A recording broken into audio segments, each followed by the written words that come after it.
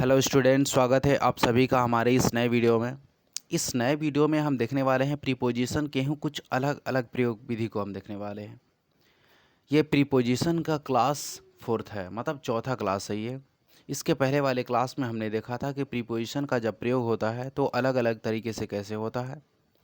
और अभी अगले वीडियो में, मतलब इस वीडियो में हम देखने वाले क्या हैं कि डिफरेंस बिटवीन प्रीपोजिशंस, मतलब कुछ प्रीपोजिशन दिए गए होते हैं, उसके बीच में, उन लोगों के बीच में कुछ अंतर होता क्या है।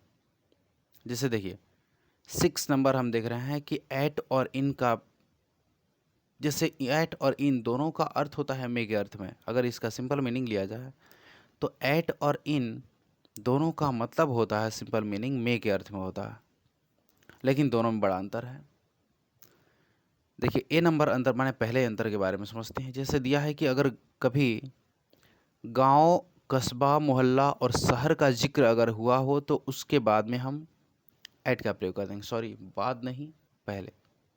वंस अगेन, एक बार फिर समझिए। अगर जब भी कभी आपके सेंटेंस में कहीं गांव, कस्बा, मोहल्ला या शहर का जिक्र अगर हुआ हो तो उसके सेंस में हम उसके लिए हम ऐट का प्रयोग करते हैं। लेकिन वहीं अगर महानगर हो, राज्य हो, देश हो, महादेश हो, अगर इन सारे, मतलब वर्ड्स का, इन सारे प्लेस का अगर यूज हुआ हो, जिक्र हुआ हो, तो वहाँ पर हम इनका प्रयोग करते हैं। जैसे देखिए तो सबसे पहले दिया है वी लिव डैश इंडिया। मान लीजिए ब्लैंक, इसको मान लिया जाए हम लोग भारत में रहते हैं, तो भारत एक देश है, और जब देश का जिक्र हुआ हो तो उसके लिए हम इनका प्रयोग करते हैं। वहीं अगर हो ऐसा, जैसे I live at small village, अगर मैं किसी छोटे गांव में रहता हूं, तो अगर गांव का जिक्र हुआ हो तो उसके लिए हम एट का प्रयोग करते हैं। वैसे सिंपल तरीके से हर किसी को पता है कि मतलब अगर छोटे स्थान का जिक्र हुआ हो तो एट, और अगर किसी बड़े स्थान का जिक्र हुआ हो तो वहाँ पर इनका प्रयोग होता है। ठीक है ना। चलिए अगला अंतर हम देखते हैं। देखिए डिफरेंस जो दिया है बी नंबर, अगर दिया है कि इसमें क्या, मतलब किसी खास बिंदु पर स्थिति के सेंस में एट का प्रयोग हम करते हैं। मतलब किसी खास बिंदु पर स्थिति के सेंस में एट का प्रयोग करेंगे हम, लेकिन के अंदर के संदर्भ में इनका प्रयोग करेंगे। जैसे एग्जाम्पल समझते हैं। Students sustained strike. सस्टेंड मतलब होता है कायम रखना, यानी कि जारी रखना। स्ट्राइक मतलब होता है हड़ताल। छात्र अपनी हड़ताल को जारी रखे एट सेंटर ऑफ कॉलेज, माने कॉलेज के सेंटर में, कॉलेज के मध्य में।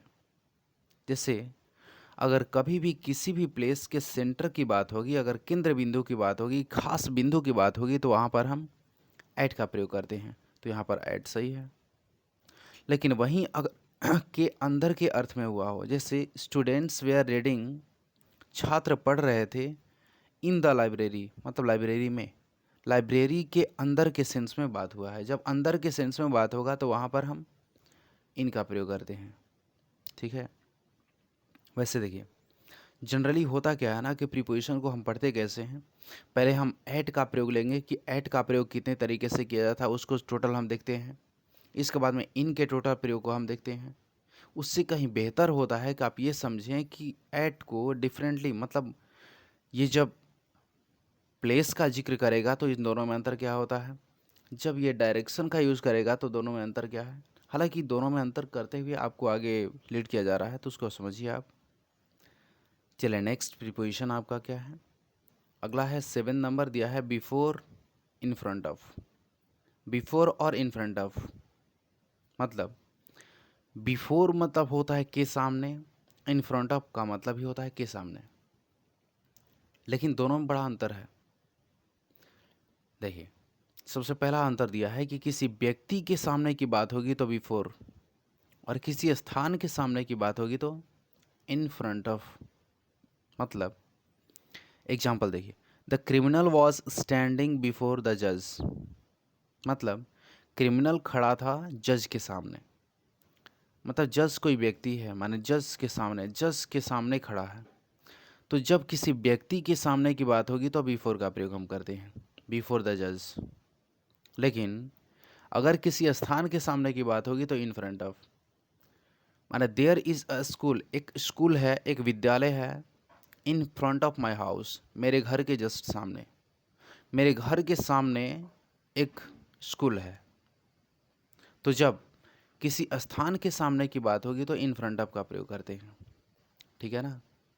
चलिए अगला, इसमें अंतर क्या है? हालांकि अंतर नहीं माने इसमें, लेकिन अगर बी नंबर दिया है कि कतार में के सामने के अर्थ में दोनों प्रयोग होता है, दोनों का प्रयोग होता है। जैसे अगर कभी भी ऐसा जिक्र हुआ हो कि कतार में, लाइन में हम खड़े हैं एक दूसरे के सामने, तो वहाँ पर बिफोर और इन फ्रंट ऑफ दोनों का प्रयोग होता है।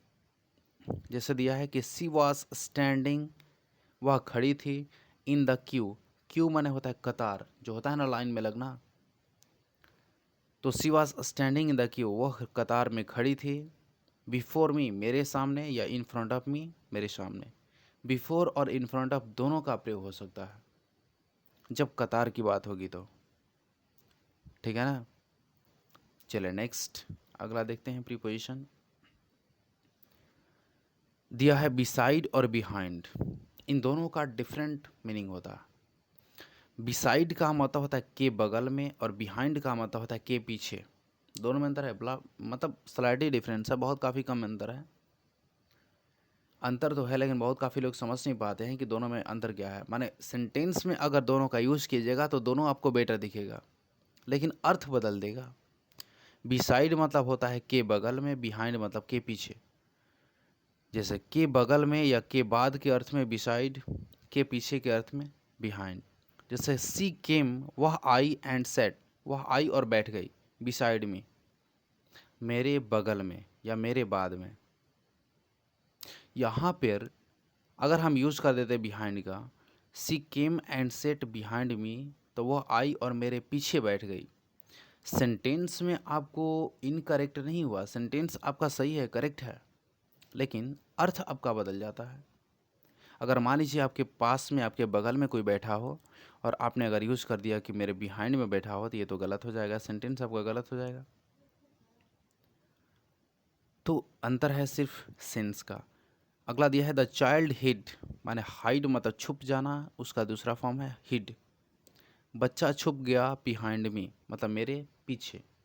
ऐसा नहीं हो सकता कि बच्चा छुप गया मेरे बगल में, मेरे बगल में तो सामने दिखेगा, ठीक है। चलिए अगला प्रीपोजिशन है आफ्टर और इन। आफ्टर और इन, देखिए होता क्या है ना कि जूनियर स्टैंडर्ड के अकॉर्डिंग हम लोग पढ़ा करते हैं, और वही हमें आदत भी है कि अगर इनका प्रयोग अगर हमने पढ़ा तो इनके टोटल यूसेज को हम पढ़ लें। कि इनका प्रयोग होता है बड़े स्थान को जिक्र करने में, इनका अर्थ होता है किसी कमरे के अंदर के, मतलब सिंपल वे आपको पता है जो जूनियर लेवल पे लोग पढ़ते हैं। आपको मेन चीज़ पता होना चाहिए कि जब इनका ही प्रयोग अगर एट के सेंस में, एट और इन के बीच में अंतर पढ़ेंगे तो वो दूसरे के सेंस में है।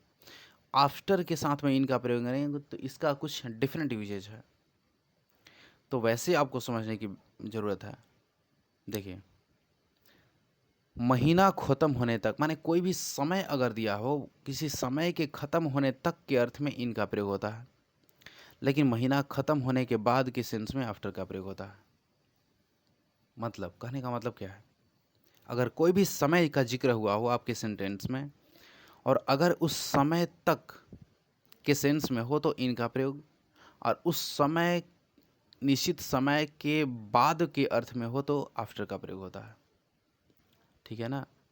देखिए जैसे सी रिटर्न्ड, वह लौटी, वापस लौटी, इन अ मंथ, एक महीने में, मतलब एक महीने में वो लौटी, माने दिया हुआ समय निश्चित क्या है, एक महीना। और एक महीने तक माने एक महीना का जो 30वां दिन है ना, लास्ट दिन, वो भी इसमें शामिल है इन वाले में। मतलब 30 दिन के अंदर में, 30 दिन के पहले भी 30वां दिन भी शामिल है। लेकिन सी रिटर्न आफ्टर अ मंथ, लेकिन वो एक महीने के बाद लौटी। लेकिन वो जब एक महीने के बाद लौटी, आफ्टर का प्रयोग बताता है कि एक महीने का ड्यूरेशन जो है 30 दिन का, उसको पूरा करने के बाद में वह लौटी। तो दोनों में अंतर है ये, ठीक है। चलिए अगला देखते हैं हम। दिया है ऑन और अपॉन, दोनों का अर्थ होता है पर, दोनों में अंतर है। जब विराम अवस्था यानी कि जब स्थिरता को दर्शाए तो वहाँ पर ऑन, और गति की अवस्था को दर्शाए तो अपॉन। मतलब अगर कोई भी चीज़ का जिक्र अगर विराम अवस्था में हो, अगर मतलब आराम से हो, माने शांतिपूर्वक स्थिति में हो, तो उसके लिए हम ऑन का प्रयोग करते हैं। लेकिन गति की अवस्था जब उसमें मोमेंट हो ना, तो वहाँ पे अपॉन का प्रयोग करते हैं। जैसे ही सैट, वह बैठ गया, ऑन अ चेयर मतलब एक कुर्सी पर। गति की अवस्था में जैसे अपॉन, जैसे द कैट जम्प्ड, बिल्ली कूद गई या कूद पड़ी, अपॉन द रैट माने चूहे के ऊपर। मतलब ऑन का मतलब विराम अवस्था में और अपॉन का मतलब गति की अवस्था में का जिक्र होता है। ठीक है, चलिए ओके, थैंक यू। और मेरी आशा, मुझे उम्मीद है कि आपको समझ में अच्छे से आया होगा। इसके नेक्स्ट वीडियो यानी कि 5th नंबर, अगले वीडियो में आपका आगे का जो भी सेशन होगा, क्लास होगा, उसको अपलोड किया जाएगा, जो क्लास 5th में दिखेगा आपको कुछ अलग अलग प्रीपोजिशन के डिफरेंस के बारे में। ठीक है ना, चलिए ओके, थैंक यू।